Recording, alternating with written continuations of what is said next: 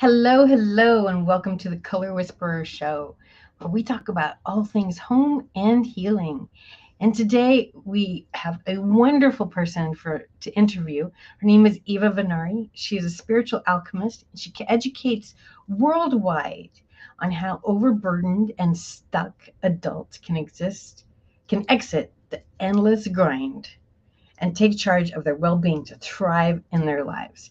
And I've had the pleasure of knowing this amazing woman for roughly 10 years. We'll figure that out. But she does so many amazing things, and you're going to be wowed by what she does and all the stuff she talks about. And, our health, it's physical, it's our body, it's our mind, and our spirit. And she helps heal all three. So, welcome, Eva. Glad to be here. Hi. It has been, gosh, I've lost track of the years too. I don't know. It's been a while. It was really funny.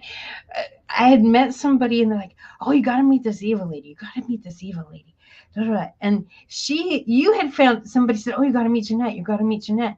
And then we were at this networking event and we were going through names and they said your name, you said your name out loud. And I was like, "Oh, I got to go talk to her." So I went up and I said, "We're supposed to meet." Yeah, and it wasn't even in the industry I'm in now because I was an architectural representative. Right? Yep, and working in natural stone industry. So I became your rep for, I think at the time it was Dow Tile, and then we went through all these other companies. But in the meantime, in the background, I started developing all of these gifts that I didn't know what to do with yet, until one day I did. And so I left the industry, and now I get to do this fun stuff that I do now. It's awesome. It's awesome. And you've helped me with several things. I don't know what I would have done without those things. It's really been amazing. So, where do you want to start? Because you do all these really incredible things. So, do you want to start with like just our body health, or do you want to start with the physical, the mental and spiritual health? Yeah, I mean, I want to have a little bit of fun with it, and Okay. that was like just based touching on where we started. And then everybody knows stone has energy to it, right? And I Yes. was one of the first to address how to use the natural stone slabs, in the house for countertop, for walls, for end tables, for headboards, as a means to solve a physical ailment for the clients. How do you want the space to feel? Not just look, like what do you want it to do? And people at first were looking at me like with the whole, I don't know, what are you doing, Eva? And uh, but that, energy work, that's something that came in with me. One of those things people call it being empathic, but I think it's more than that. I'm not reading so much the energy around me in the way of adopting it. It's just like, okay, how is this affecting our bodies? And that became the focus of the healing and the healing work that I started to do. Because here's the fun thing: I'm a nerd and scientist at heart. So what makes the color in a natural stone is the same stuff that makes us up. So minerals make the color. Just like thinking about the what are those, the neon lights, right? So you have to have a certain mineral in the air in order for when you turn on the electricity to that bulb, then it shines a certain color based on the mineral. Same thing with when you're looking at stone. Natural stone has that, and those same minerals are, we're made of that. And if we don't have the preferred minerals in our body, it causes dysfunction. A lot of it, I found out. And so this then became my goal, is like, how do I find out what the body actually needs to displace these toxins that we don't live in a bubble.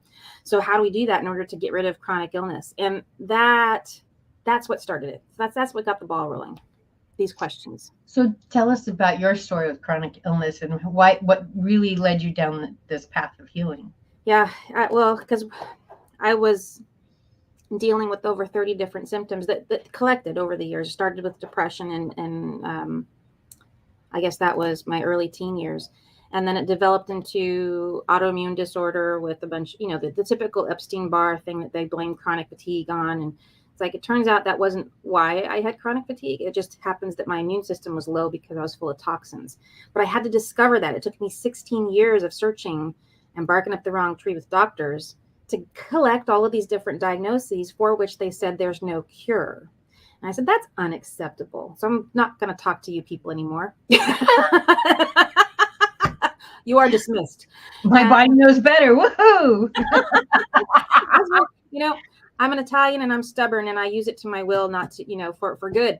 This was the idea. If you give your body what it needs, it can heal itself. And so I was stumbling through the world, you know, trying to get through. Why am I so chronically fatigued? And then raising kids at the same time. And, you know, just dealing with all of these problems that kept me from being able to tuck my kids in at night. I was that tired. I couldn't get off the couch. So chronic fatigue, anxiety, insomnia, depression, fibromyalgia, skin, heart palpitations, short-term memory loss, arthritis, osteo. I was told I had going to be in a wheelchair by the age of 35. Short-term memory loss, the list goes on, including hypothyroidism, which a lot of people get that diagnosis and they think, oh, good, I'm on medication, I'm done. No, you're not. So that was my beginning of a very long journey of 16 years, like I said, to find the mineral balancing work that I now offer to help people overcome all of these seemingly unrelated problems. But you can overcome them without medications. Yay. Because the medications often cause other issues, you know, and the medications themselves say that, you know, here's the side effects. If you take this medication for a long time, then you're going to need another medication for this. That's going to happen because this medication, you know, it just becomes a very, you know, long road of, well, here's another medication, here's another medication, here's another medication. And none of it's actually making you well. No, it's just blocking the symptom. And it's also doing what I call creating a sticky spot. And this is where elementals and demonics, we're going to turn a corner in this world. You have these entities that are looking to, you know, take over your body. And I'm not, you know, if something's actually happening, then you're not imagining you're being attacked. This is what's always going on. You know, they say that evil never rests, and it's true. And so when you take a medication, anything that changes your physical body from being able to produce its own chemicals, you have the best pharmacy right here in the body. And employing that is the best chance by taking the minerals that we need. But when we take something systemically, it actually cuts off our connection to source. Yeah, years ago I had depression bad, and it was when Zoloft was new, and I knew it. I mean, it took a lot for me to go, yes, indeed I'm depressed, and yes, I need to do something. But the doctor just said, here, you're going to take these, and I put them on. I started taking them, and I was like, there's something taking over my brain, and I was really freaking out because I could feel, and I'm like, this doesn't feel right. And back then they had all those commercials. You remember those commercials of, this is what Zoloft does to your brain? And I'm like, well, I guess it's doing what it's supposed to be doing, because my brain kind of feels like what the cartoon looks like. But at the same time, I was like, this doesn't feel good. And there are a lot of people who are on those drugs for decades. And I was like, I'm not doing this for a long time. I mean, I was very new in the world of woo back then. And I just knew, I said, this is not going to be a long-term thing for me. And maybe I need it right now because, you know, the world was pretty dark, and I accepted the general rule of what to do at the time because I didn't have a better idea. But at the same time, I knew I had to find some other resolutions as well. And I took it for about 6 months. But I was like, there's no way I'm going to take this thing forever, because I could literally feel it changing my brain. Yeah, it can change things. You know, we think that feelings come first, and then our thoughts come afterwards. And it's a bigger story than that. it's the filters of our belief system through which we live our lives, and everything is pressed through, that says we have a judgment about what's going on. Because you can have two people go through the same traumatic event, one person come out okay and one person have PTSD. And that has to do with their filters. How do they believe in life? What are they thinking all the time? And so what their Zoloft was doing, as an example, is basically taking the filter out and just giving you, this is the good feeling. So those emotional places where we gain our insight, I call them our emotional GPS, become absent. So now we don't have the very tool that we need in order to navigate life and interpret our intuition and you know, how what we choose to do first, second, and third in life has to do with how we feel about it. And go, oh, that experience was terrible. I never want to do that again. Left turn. Or that experience was great. I like that. I want more of that. Let me do more. And so when you remove free will from our ability to function day to day, that's that source energy that gets completely cut off. I call that a violation of the universe. Mm-hmm. Yeah. So and not only that, but medications don't pee out as much as we think they do. They store in our kidneys, our liver, or other organs, and that chemical buildup creates that magical word called inflammation. Everybody knows that, but they don't know really where it comes from. And so it's, as you can see, it's like one thing connects to another thing, and we can connect the dots more the larger we make the story, from the physical body all the way to our spiritual self, and that includes our environment of our home. Oh yeah. Because if you have things, elementals, and let's talk about what am I talking about? We're talking about demonics. We're talking about people are like, oh, Eva, the devil doesn't exist. Well, what am I exercising then?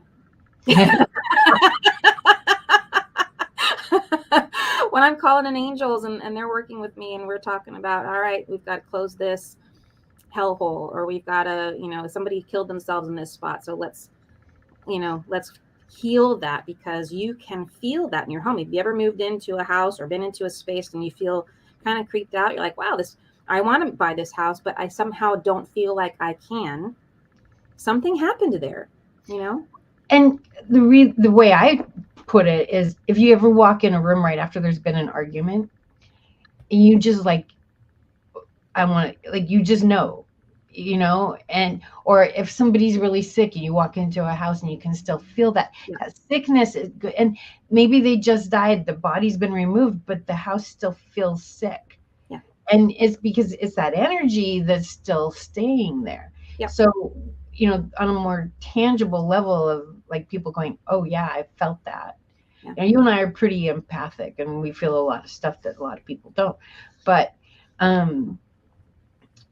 for people who may not be as tuned in as that, it's like you walked in a room and somebody's arguing and you're just like, ooh, and it's not just because they're there and they're embarrassed or guilty or whatever, and they don't want you there. It's like, no, there's an energy there that you're going away from.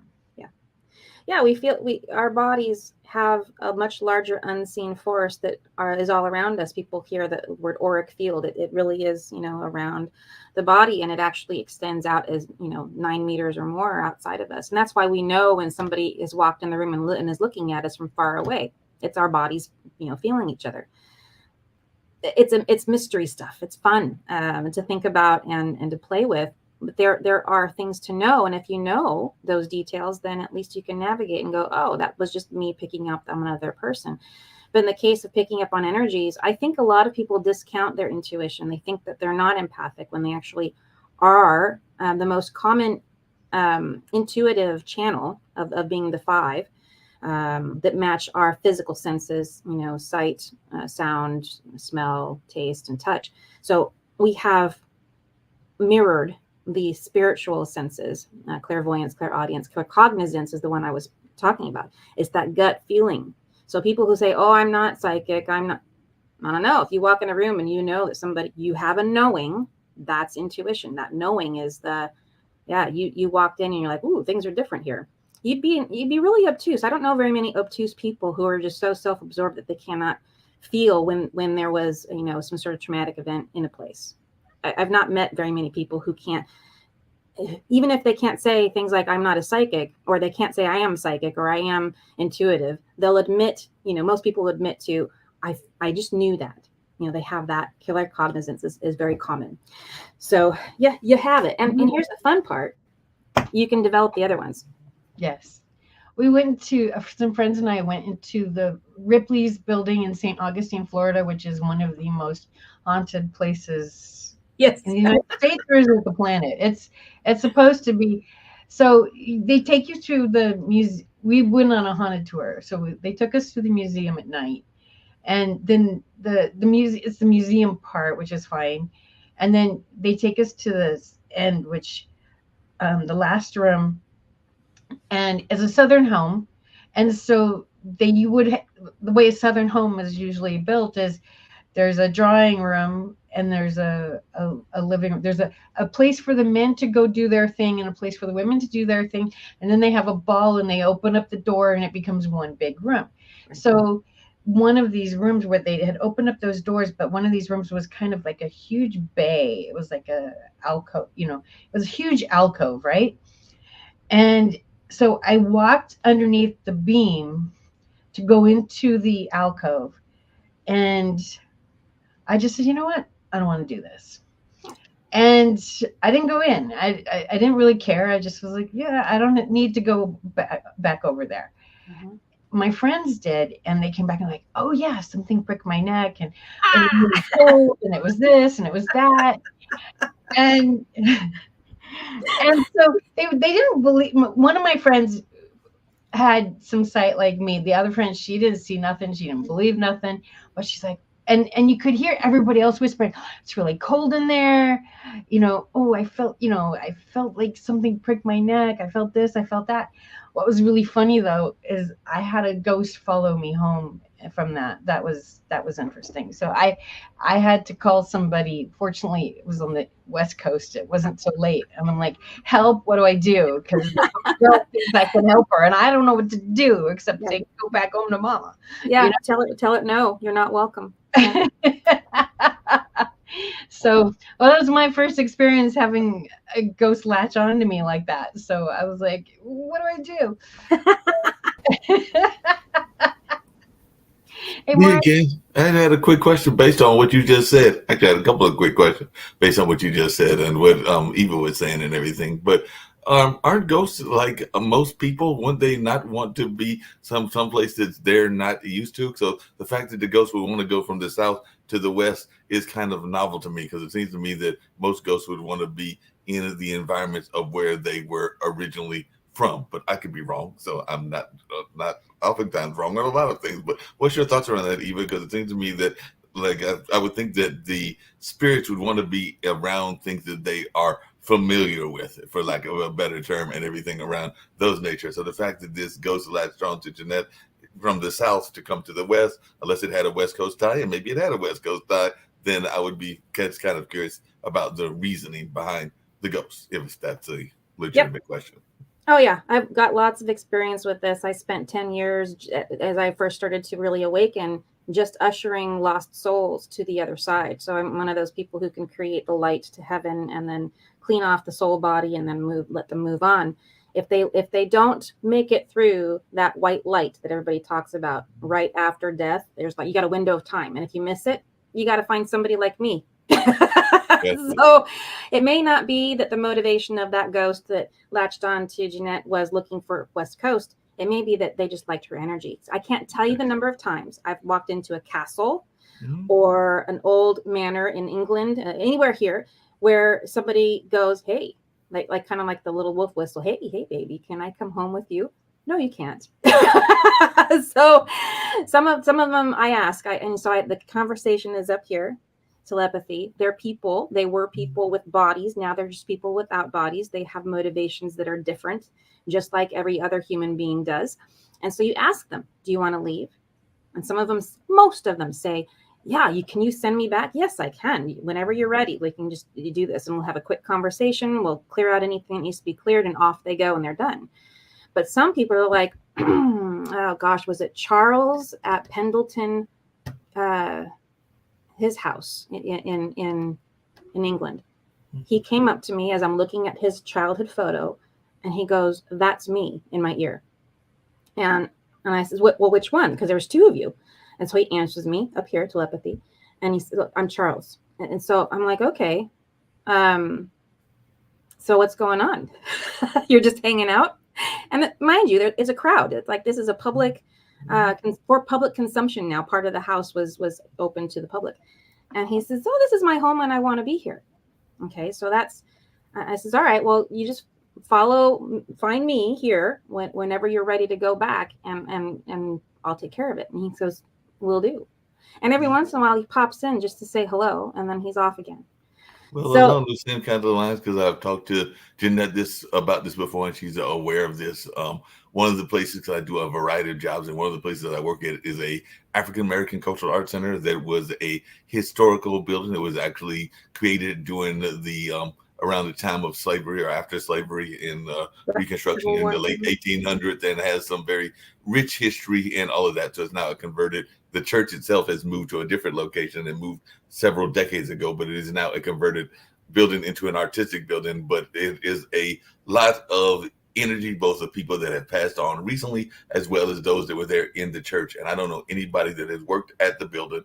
It's a small staff, but we've had maybe close to 30 or 40 people, including board members, maybe even a little bit more than that, that has not had the experience of hearing dancing, hearing music, hearing footsteps. So everybody that goes to work there pretty much knows that the building has spirits that are comfortable, to use your words, with being in that area and respect that area and like to be in that area. And I don't know that they necessarily want to leave the area and everything. And they seem to enjoy it. And we seem to enjoy it as well. We sometimes have one of the running jokes I have is I'll sometimes have a conversation if I'm staying too late at the night that I might tell those spirits that, look, I'm going to let y'all have y'all's party. I don't want to be here with the party, with the ghost and everything. So I'm going to let y'all have the party. Just give me time to actually get myself together and go to catch, because I can get around by mass transit to go catch the bus and everything. Y'all can have the party and get your dance on and do everything else. Just give me time to get out of the building. Yeah. Well, people get very scared of things they can't see, right? Uh-huh. Yeah. And it can be uncomfortable, but they really are just people without their bodies. That's it. And they can stay. So it's like, I'll find oftentimes young children who are stuck in manners, and they'll be in like the kids' playroom. And I'll be going through I do a lot of museums and a lot of travel. And so I'll come across somebody and there'll be a little library or a little seat, and I'll notice them. They know I can see them. And I go, "Hey, what are you doing? What's going on?" And they go, "Well, I've been trapped here. I stayed behind to be with my family who is still alive. You know, I died when I was 12, for example, and I'm stuck here." And so we send them on. So it depends. Do they want to stay or do they not want to stay? And then sometimes people are trapped here because they're attached to an object. They can be attached to, like, oh, it gets busy when you go to antique stores. Talk about energy. Well, there's an antique store here in Durham. I've told you that I love its name, and I think it's been going on for a while and everything. But if I remember the thing, is the title of the store is Everything But Granny's Panties. That's literally the name of the store, and all along those sides. So that's literally the name of the store here in Durham, North Carolina. But the question I had for you, even, and then I had a more kind of question of this day and time and everything. But are there people in the energy space that are interested? Because I mean, I know what the Catholics think about purgatory, but there are people in the spirit lane that are interested in staying back and forth. Because, like I said, in my mind, one of my good friends that passed away here several years back and everything was a dance pioneer here in Durham, and a dance pioneer around the nation, and I would argue around the world, because he used to go to Africa regularly as well. But I personally think that he probably likes being in heaven, because that's where I personally like to think that Baba Chuck Davis went to and everything. But I also think that I would not be surprised if doing, say, Kwanzaa, which we just went through, or doing some other events that he was very much involved in, doesn't make return trips and everything. But I just wondered if that's something that can go on where you're coming from the heavenly gates into the earthly realm, for lack of a better term. Yeah, there are some rules around that. So if you've decided not to go through your own light, or requested to have somebody like me send you through, you're here just earthbound, and that's earthbound spirit is a body, or a human soul without a body. And oftentimes, we're talking about health here. How does this apply to health? those spirits will attach themselves, especially to relatives, and they'll attach themselves in the auric field of the person, creating an energy drain. So it's better, like, well, I'll communicate with them and I'll say, hey, did you know that you being attached to your relative, your loved one, the person that you love and care about, is suffering as a result of this attachment? Oh my God, no, I didn't know. They get really upset. And I go, okay, so here's the deal. I can clean you up, get you set up with the tools you need to complete whatever it is you want to complete. You got to go to the other side. And then every time any of your loved ones think of you or speak your name, you can come back with that permission slip. But otherwise, you're going to go. Right. I says, your time here is over. And so we have that conversation, and those are the rules around it. So if you think of somebody who's passed on, that thought is a permission slip. That's how we live forever. Mm-hmm. It's because those that we left behind who love us still, they think of us, and then we can come over. But when you're done, you do go back. And that's how the Ouija board works. That's how portals work. That's a lot of things. But you have to be, it's my preference that a person has good spiritual hygiene and closes up all of those things when they're done.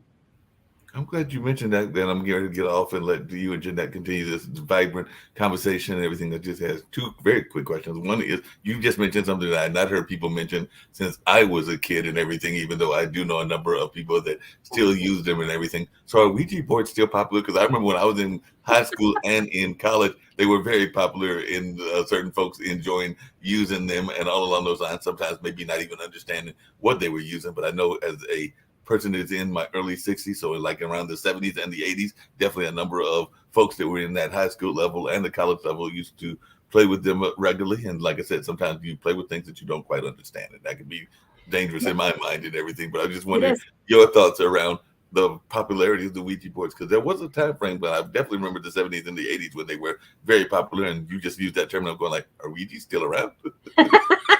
They still sell them at Target. So I don't know how popular they are. They became, they were big. I remember because I lived that through that period also, and have used them many times. But I had discovered attachments were staying behind, and I thought better of continuing the use. I don't know that they're popular, but I do know what is. Magic, black magic in particular, has made a huge turn to be present. There's a lot of people trying to take away or push their will onto others, which is again a violation of the universe. And I'm telling you, if I catch you doing it, I will bind you magically.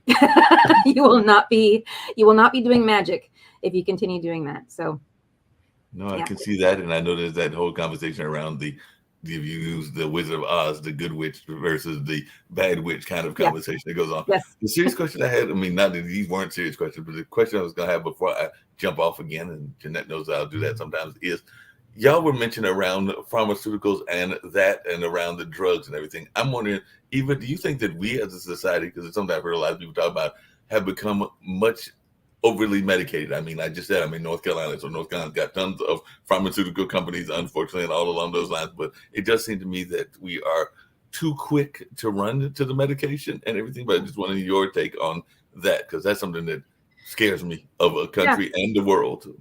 Yeah, and a very well placed fear. I think that when we don't trust in and have forgotten that we are designed perfectly to overcome imbalances, we're God designed.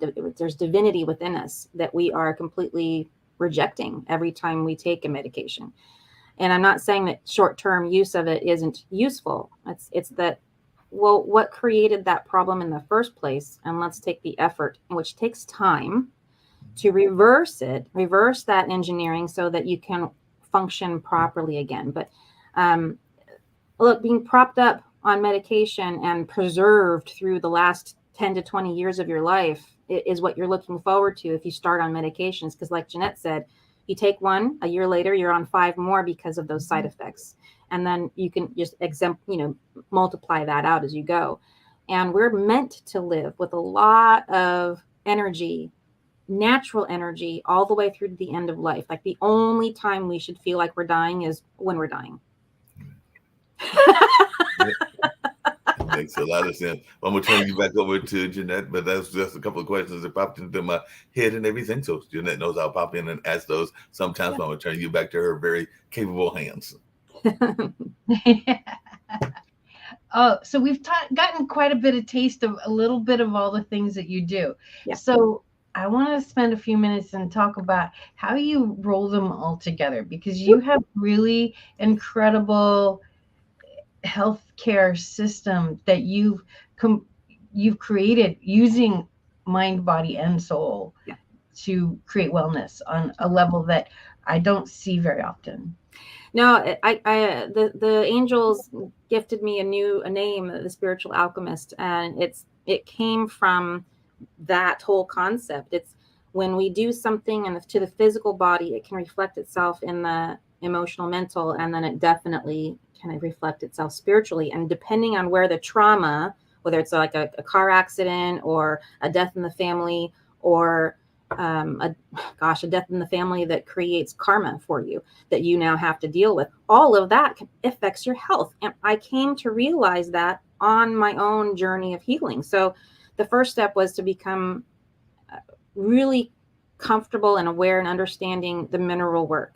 So the mineral balancing work was my main and only offer for 12 years, until finally I realized that my personal spiritual development relied on having that very fortified body. So first we start with that. Let's get the body fortified so that there's nothing in the way for our emotions, because we think about how we react. I was talking about earlier, those filters can be adjusted and changed with our mind. So we can choose what we believe. Beliefs are just thoughts we think over and over again.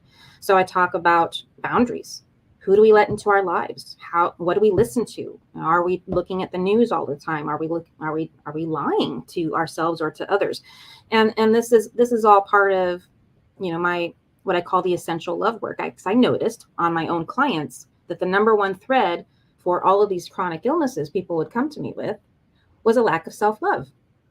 Mm. Oh, okay. So we need to work on boundaries. We need to work on how to communicate. We have, as an aside, the most number of midlife aged people single and trying to date, desperately failing on the planet at one time right now. I've never seen so much failing in my life. And that to me is an epidemic. And we need to heal that. So that became a focus to learn. And so on top of now I feel good in my body and I'm not so concerned with all of these symptoms. Now I can pay attention to that person outside of me and understand more. So like these things relate to each other. You could hit a physical plateau in your healing journey of your body if you have a stuck emotion and you don't know how to clear that, or you don't know how to resolve a conflict, or if you don't have those skill sets, develop them. So that's what I discovered. Those are the things that go together. Then as my spiritual work, and I mentioned, I spent 10 years guiding lost souls to the other side. That seemed to be my mission. I got to play Horus, right? Horus, is that the Egyptian god that? I don't know. I don't remember.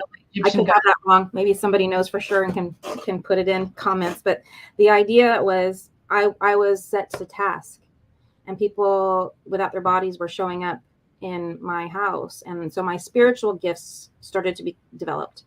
And I discovered along the way that those who have a demonic force attached to them have the same symptoms as a person who is just minerally imbalanced. And wouldn't it be good to know if one's affecting the other and vice versa? Because you could be spinning your wheels doing something and hitting brick wall of plateau, or no longer making progress because you're not hitting on the full true holistic scale. You're just at physical or at mental. If you're going to a counselor and you're not making any headway in any of the other two, the counselor is not addressing the full scope of work. You got a spiritual thing going on and you're not making progress at the gym, you're not making progress with relationships. You got to solve the spiritual thing. So that's it. All together, it creates something I call ascension. And this is the full Monty. It's the complete comprehensive work of everything that I've learned, not only from an unreal amount of certifications on healings, from mineral balancing to, you know, Insophic Ray Reiki. It's like the list is long. Add all of that in, play with it. and then you've got this ability then to read. You're learning the how your body communicates with you along the way. And so when you're done, you're becoming master of you, as opposed to looking to others for help, going to the doctor for help, going to your counselor for help. Not that you shouldn't ever go to anybody ever again, but at least you're going to go there with some knowledge ahead of time and go, I'm intuitively feeling that I have some sort of inflammation right here. Not sure what's going on, but left shoulder also means something feminine, right? Shoulder is bearing responsibility. So like you can come in to see a doctor with a little bit more information than just fix me. Oh yeah. That's the practical use of this. Right? Our bodies. So it's like, you've been to cathedrals in Europe, but we go into and as you know, 21st century folk, we go into cathedrals and we're like, oh, look, there's a beautiful stained glass window. Oh, look, here's a crypt of somebody who there's a, you know, a replica of their body on it. And we don't see the story, because those things were meant for people who couldn't read. And everything in that stained glass window tells a story. They talk about the apostles, and like Catholicism, all I remember is St. Peter has the keys, but each of the apostles has a symbol that, you know, we learned maybe in catechism and we forgot, you know, but because it's not something that's part of our daily lives, we don't think about it. We don't see it. And even the colors in the mean something. And there's little movements that mean something. When you're looking at the crypts, and, you know, is the sword by their side? Is the sword across them? Is there, is the dog underneath their head as a pillow? Is it at their feet? Is it, all of these things mean something that you and I, we were never, well, okay, you and I maybe were taught a little bit because we have an interest in these things, but our world is not taught this unless you're going to a cathedral and you ask questions, and maybe the docent knows, you know, but that's not our way of communication. And so we're used to, oh, well, here's a plaque that tells us what this thing says, instead of being able to look at it and go, oh, yes, there's a lot of messages here. And so our bodies are the same thing. Each part of our body, each organ has a message, and we're never taught how to read that book. How to, you know, we're not given that manual, because it's not something we've been taught to. Let's, you know, well, I go to the doctor and the doctor fixes it. Well, the doctor doesn't have that manual either. Yeah. So the more we can be aware of what that manual is, and aware of really what is our body actually telling us, we have so much more power. Yeah, we do. And that's the key to everything. I was, so after my ex-husband, he passed away 12 years after the divorce, and he decided to attach himself. That's how I learned about the spiritual attachment, because I started feeling even more lethargic. I couldn't think, foggy thinking, and I was like, oh God, I need more sleep. I don't know what's going on. He attached himself to my auric field, and I could actually hear him in my head. And I knew it was coming from outside of me because it wasn't telepathic. It was just here. And I thought, oh God, I divorced this man. I really don't want to hear him in his death, let alone, you know, this is not what I want. And so I learned about what's called a psychic surgery to remove him from my body and then send him on. This was before I realized I was one of those people who could create the light and move people through. So this psychic surgeon, I talk about medicine that medicine doesn't know. So the psychic surgeon, she goes, yeah, okay, we'll go into the contract room. And a lot of people in the spiritual world have heard of a contract, but they maybe not have heard of the contract room. The contract room is a sacred place where you meet up with this person that you need to close out your contracts with. And who is there is one of Archangel Michael's soldiers. And not Archangel Michael himself. He's busy like Jesus doing other things. Like, don't bother him. He's got soldiers, right? So I work with the soldiers and I work with the angels. And so there in that room is this huge fireplace, and he's standing over here just to the right of the fireplace. And we're done clearing the contracts, and he's quiet the whole time. And finally, at the end, he turns to me and he says, and I hear him here, telepathy, and he says, okay, now it's your turn. You're going to create the light, and you're going to clean off his soul body, and you're going to send him on. And I, being the lippy person that I am, said, you're the angel. Why don't you do it? And he says, you're the human. Angels are there to help us. They can heal us. They can, but they're doing this until we ask for help. And he taught me. He said, this is part of your spiritual gift set. You're supposed to learn how to do this, that you can help people through. This whole situation was meant to help guide you and train you and teach you. Now, these are things that I gleaned from that. The angel only said, you're the human. But I gathered that as, there is value in this clay body that is connected to the earth while we're on it. And spiritually, our chakras attaches to our source energy while we're here. This is what gives us the magic power. So why do demons want us? Because they don't have that ability. And that's the motivation. They want in, they want to attach, they want to go to heaven because they're not allowed there. And what do? They want to hitch a ride on us when we die. No.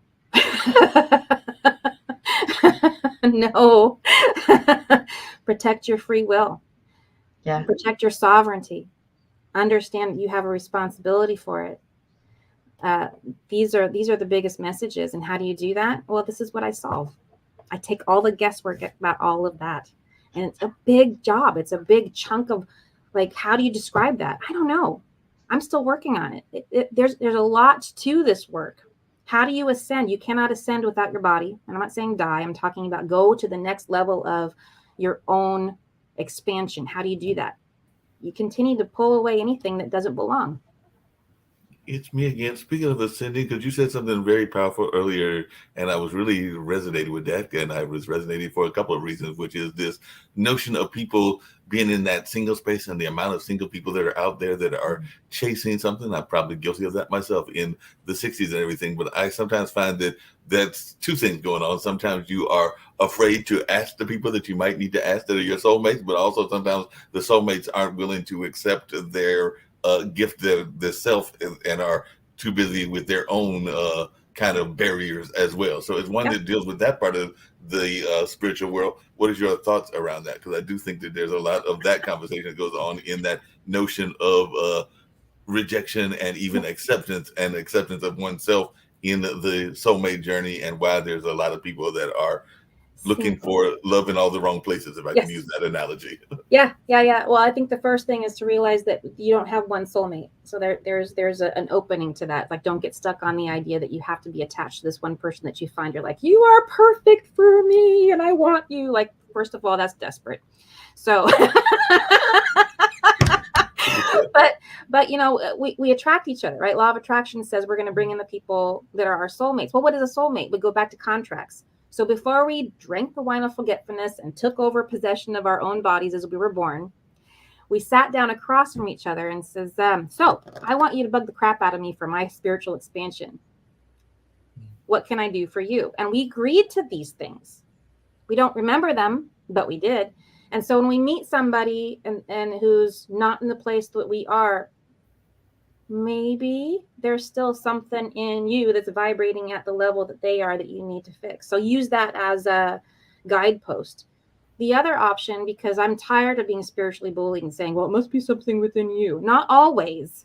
Sometimes it's just you're the rose and everybody likes to smell the rose. Cause and effect.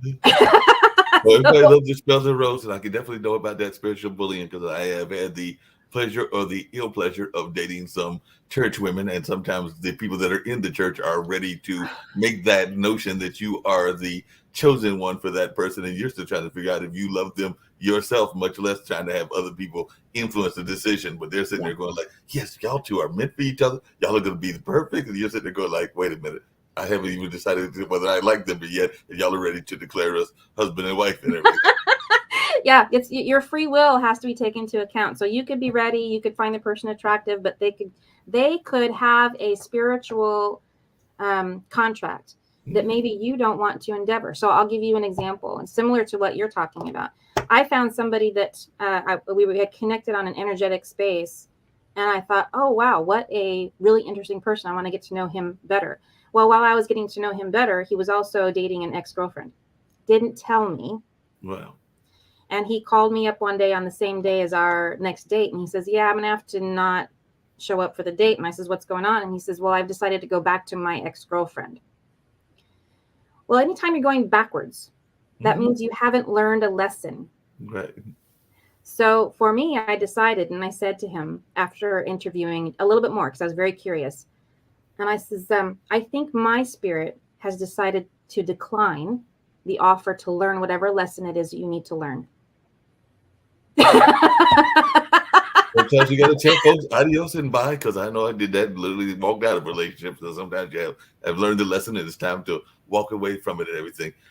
Another thing that I was just thinking about, because it was about that notion of spirits and people being in crypts and all along those lines. Because if I remember correctly, and I can look it up, it's kind of what y'all were looking up with the Egyptian gods and everything. I want to say that Duke, which is not that far from where I live and everything in Durham, got a very big Methodist tradition. And I want to say that their big church that is very popular, Duke Chapel and everything, that there are actually bodies in that church, because I think they have some crypts there and everything. And I think that some people are sometimes startled by that and are sometimes not knowing how to handle that and all along those lines. So I just wondering your thoughts around that, because sometimes in these historical buildings, and it might not be Duke, but I know there are other ones that they do have crypt bodies within those churches, and I know that exists. And sometimes, particularly our young folks, because sometimes that's who's going to college. They're sitting there like, wait a minute, I don't know if I can handle this. Yeah. Well, I mean, if we think about it, the only thing that makes the body worthwhile is our spirit in it. So as soon as it leaves, the body becomes a shell and there's nothing. So that's then becomes our own need for attachment to have the body around. I kind of am of the mind of let the earth reabsorb the person, don't preserve it in a box. That's my mind. But and I'm going to share a little secret too. People are afraid of dead bodies because they think the spirit is somewhere nearby.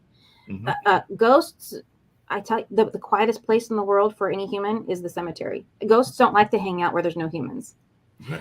They're going to be in the places where there's energy for them to be able to pull from all of the other humans who are still alive, so that they can enjoy the space too. Yeah. So now you're thinking, I'm going to avoid crowded spaces. Well, I do event planning, but I was actually having a funnier thought, and I'm gonna definitely turn it back over to you, Jeanette, like I did earlier and everything. But I'm thinking, because I am a sports fan, and particularly around basketball and football, so I'm thinking that this Saturday and Sunday there might be a whole lot of ghosts running around those NFL stadiums, because that would be where there would be hundreds of thousands, if not millions, of people and everything. So I'm thinking that those ghosts might be really at like those games that are going on, whether it's Buffalo or Kansas City or a number of the other folks. Yeah, because that would be a whole lot of people. Especially if they were sports fans, they're in their life, and so they're going to hang out and do the things that they enjoyed doing when they were alive. Yeah, yeah, that makes a lot of sense. Yeah. These are fun. I have been collecting ghost stories since I was a kid, not really knowing why. I've just always had an interest in it, and I would ask people, have you ever seen a ghost? Like the innocent kid. Have you ever seen a ghost? I want a ghost story. And I collected them over the years, and my own. I've so many. It's fun. I've had some fun ghost stories too, and people are like, "You've seen a ghost?" I'm like, "Yeah," and Surprise me again, because that's what Jeanette had another guest on before, and I have heard ghosts, I have felt ghosts, I have done a lot of those things that are related to ghosts, but fortunately or unfortunately, depending on your point of view, because I do watch enough movies, I have not physically seen a ghost, and I'm not sure how I would feel if Uncle Randy popped into the room and everything, because that's an uncle that recently passed and everything along those lines. So I'm not sure how I would feel if I physically saw him in physical form and all along those lines. So that's one question I was asking. When people say they see in ghosts, do they actually see the physical body and the physical form, or is it more what you just described, Eva, which is that you're hearing the voice, you're hearing them giving you messages and all along those lines? Because like I said, I loved him dearly. He was a little bit harsh in some of his personality, but I still loved him dearly. But I'm not sure how it would feel if like Uncle Randy popped up into a chair nearby and started like telling me his thoughts of my life and everything. and lit a cigarette. Yeah, this is so both. It can be any of these things, and it. I can't say that it's with permission either, because so on my wedding night, which is a crazy time for a ghost to show up, we are at Prim at the Prima Donna, and I'm in bed, I'm sleeping, and I hear footsteps coming down the hall of the hotel, and the door definitely opened, and that's what woke me fully. The door opened, shoved open, and then closed. And then there was a ghost, and I could see her with my eyes, because I kind of looked at the foot of the bed from the pillows, and there was this woman, and I could see what she was dressed in. She had blonde hair and all this, and I go, oh, it's a ghost. And I put my head back on the pillow and fell back asleep. So we don't really know how we're going to react until we're in that moment. Yeah, that makes a lot of sense. Like you said, everybody has different clairs. So sometimes I tend to hear more than I see. Right. And so it depends on what is more susceptible for you, which sense you're more comfortable with getting it from. I had a client, I had an Uber one time, and the guy was like in his 60s, and I guess his dad had recently passed, and his dad shows up in the passenger seat, and he says, I need you to tell him stuff, but you can't tell him I'm here. He made it very clear I couldn't tell him that he was there. I'm like, well, you're going to have to steer the conversation then, because what am I supposed to do? If I can't tell him you're there. So this man clearly couldn't handle the fact that I could have seen his father, but he needed that information. So if you may not be able to go, oh, well, maybe Uncle Randy, seeing him might be too much for you. Hearing him may not be too much for you. Smelling his cologne. So you've ever walked down someplace, maybe in your house, and like all of a sudden you smell perfume or like a weird smell, and you're like, I don't have that perfume, or I didn't make that. Where's that smell coming from? So that could be a ghost right there. I think mine is more auditory, because even in this apartment, and definitely at Hayti, I have definitely heard, like I said before, dance steps. I've definitely heard knocks that don't make any sense. Like at 2:00 in the morning, you're going like, who's knocking on my door? And it's not the neighbors or anything along those lines. So I think mine is more auditory. And that's where you're comfortable receiving the information. Right. Yeah. And all my clairs are open, so I get them all. I've closed my house off since, and I don't allow just any willy-nilly ghost to come into my house. They're now under control. Only people who get in are relatives, and so that's an important distinction too. So like when my grandmother came to visit, she gave me the taste of her famous blueberry pie. There was a gentleman who was, before I closed my house off, he liked to wear a certain cologne, and every time he was around, I could smell his cologne. I had just started to date somebody whose grandmother had passed, and she was very overprotective of him. And so as soon as I got off the phone with him one time, she comes right into me, and I could see her blue dress and her glasses and her black hair. And I described her to him, and he went, oh yeah, that's my grandma. So whatever clair you have open, and the way in which the apparition, the person, wants to communicate with you, in those combination, you'll receive them. Yeah, I can definitely, that makes a lot of sense. And I'm surprised that you only have the relatives, but maybe not, because I have such a deep friend circle that are like relatives that I think there's probably a little bit more. Yeah, well, I've closed off. I use Mystery School Magic to close off my home to just anybody, because it used to be like Grand Central in this house, and that's not okay. You don't want your house being like that. So I've closed it off, and I use salts, and I use magic, and I use all kinds of things to make sure that I'm sovereign in my own space. But yeah, relatives, friends, people that people that you love, they can find their way to you, because that's the natural way of it. And when they pass, guess what you get to receive? You get to inherit something of theirs. Right. Yeah, that makes a lot of sense. Well, this has been a very fast hour, so I want you to take a few minutes, plug yourself, and what you do is truly amazing, and we've touched on so much, but we've barely scratched the surface. So take what we can go over a little bit. We're not gonna shut off exactly. That's okay. But I want to have you to have the opportunity to really tell people exactly what how you serve the world. Yeah, and it's really customizable because every problem is like a thumbprint, right?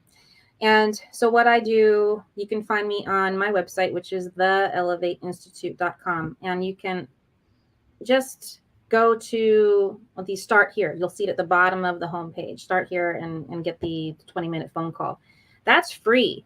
So the most important thing I do is listen. So when we get on that phone call, I'm spending the first 15 minutes listening to what the problems are. Are they physical? Are they spiritual? Are they mental? Are they emotional? What is going on? And I will tell you whether or not I can help you, which is it's honest. My job is to be transparent, and I'm here in service. And I'll create your own package. And I'll say, all right, this is something you can step into, or we can augment that with this other part of the program, because I don't expect anybody to know what I offer as a complete. That's impossible. There's too much. You might need a soul retrieval. You might need, to clear out ancestral wounds. But you won't know that until we talk. And then I'll be able to write up I'm not using it in the medical way, but a prescription of here's what I believe would best serve you.